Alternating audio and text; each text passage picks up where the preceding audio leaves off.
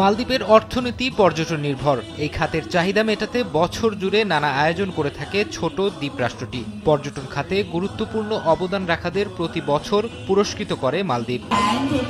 স্থানীয় সময় শনিবার রাতে পর্যটন নগরী মালের ভিলা ইন্টারন্যাশনাল কলেজ অডিটোরিয়ামে south Asian business excellence award আয়োজন করা হয়। অনুষ্ঠানে উপস্থিত ছিলেন মালদ্বীপের অর্থনৈতিক উন্নয়ন ও বাণিজ্য মন্ত্রী হারিস মোহাম্মদ ও বাংলাদেশ হাই কমিশনের কর্মকর্তারা। এবারের আয়োজনে বাংলাদেশ সহ ভারত, পাকিস্তান, নেপাল, শ্রীলঙ্কা, মালদ্বীপ, আফগানিস্তান ও ভুটানের 24 গুরুত্বপূর্ণ ব্যক্তিকে এই পুরস্কার দেয়া হয়।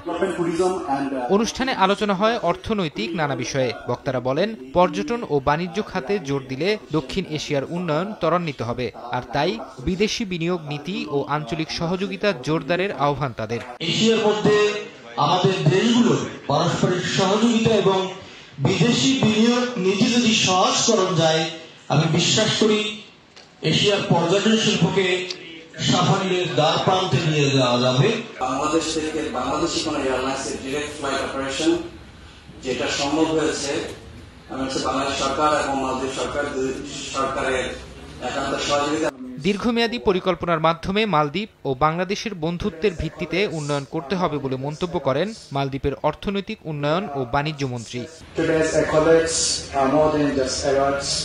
অনুষ্ঠানে বাংলাদেশ, মালদ্বীপ, নেপাল ও ভারতীয় শিল্পীদের অংশগ্রহণে মনোজ্ঞ সাংস্কৃতিক উৎসব হয়।